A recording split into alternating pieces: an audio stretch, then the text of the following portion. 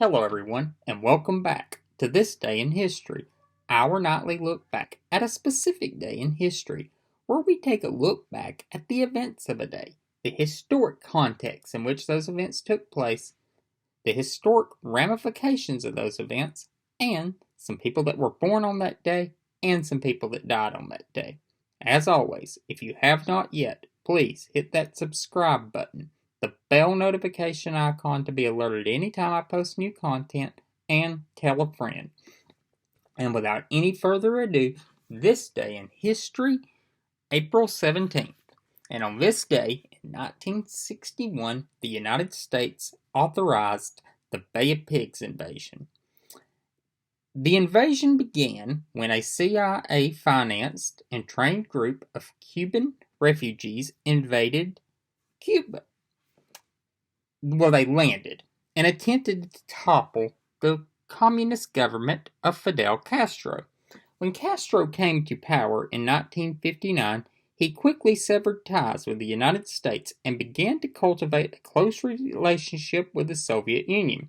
By 1960, the U.S. government, alarmed at Cuba's communist government and geographic proximity to the United States, developed a plan to invade Cuba and overthrow Castro. President Kennedy authorized the invasion under the guise of an uprising of anti-Castro Cubans. Well, this was a massive failure. The incident harmed the international standing of the United States, which was accused of deceiving the United Nations and attempting a military overthrow of a nation that was not attacking the United States. This was a horrible failure. From the minute the rebels landed, they were under fire. And all 1,200 of the rebels surrendered and were held as prisoners. As I said, just one of a massive foreign policy blunder, widely considered one of the biggest in the Cold War today by most historians. So, the Bay of Pigs.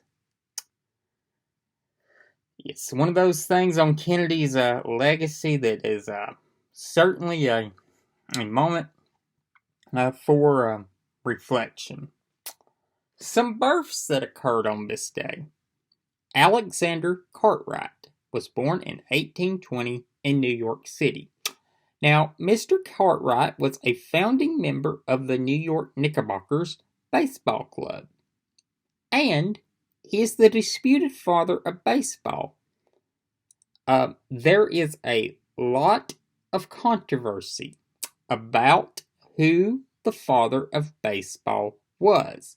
Most people falsely believe it was Abner Doubleday. It was not.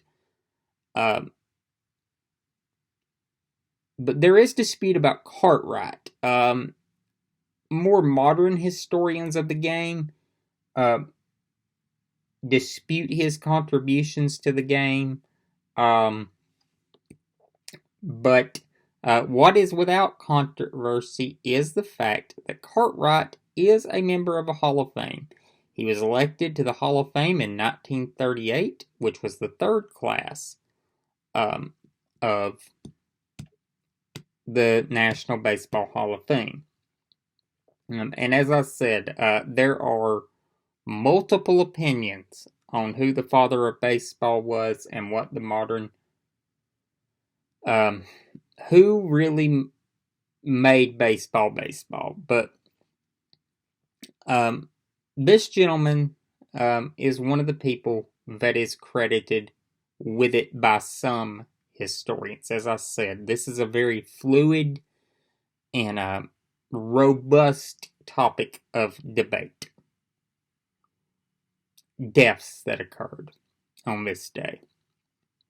In 2018, in Houston, Texas, at the age of 92, Barbara Bush died.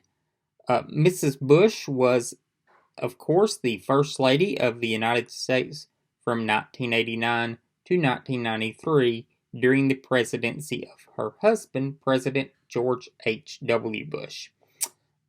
Barbara Bush holds a distinction that only one other American woman has held: the wife of a president and the mother of another. Of course, the other was Abigail Adams, and Barbara Bush was the other. As John Meacham so eloquently put it, Abigail Adams, a mother of the Revolution, there at the conception of the Republic, and Barbara Bush, the mother of the greatest generation. Barbara Bush met George H.W. Bush, who was Barbara Pierce at the time, at a school dance recital in the winter of 1941. And it was love at first sight. And they were together until the end. They married in 1945, and of course, till death do them part, with her death in 2018. 73 years of marriage, which is quite an accomplishment. And as I said, they had a very loving and supportive household. It produced, as I said, not only George H.W. Bush to the presidency, but their eldest son, George W. They also experienced the unimaginable pain of losing a child.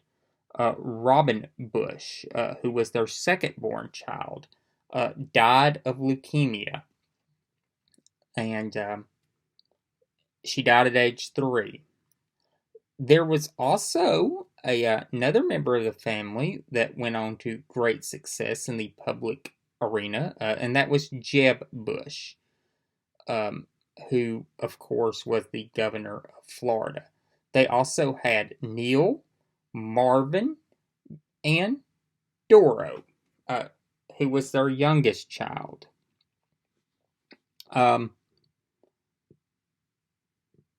Barbara Bush, during her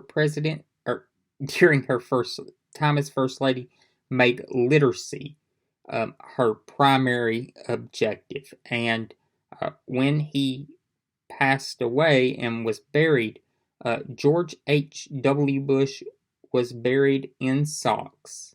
He was famous for his socks with books on them. So, as I said, just an incredible woman who left the world on this day in 2018. And, of course, when Mrs. Bush died, for a long time, people had suspected that her husband would go first. And, of course, he did not. He would go later in 2018. But she went before him, and it was so sad to see him at the funeral services for her. But one of the more moving things that I saw was he sat in his wheelchair beside her casket and shook the hands of people that came to pay their respects to her in Houston, Texas. A former president, someone that had just lost the love of his life, who had been with him since 1941. They had been in love that long. And he shook their hands and thanked them for coming to pay their respects. This says a lot about the Bush family and the type of people they are. You can disagree with them politically, and many do, but I think that the human decency that the Bush family shows is really commendable and something to be admired. That's all I have for tonight. I'll hope to see you again tomorrow. Until then, have a great night.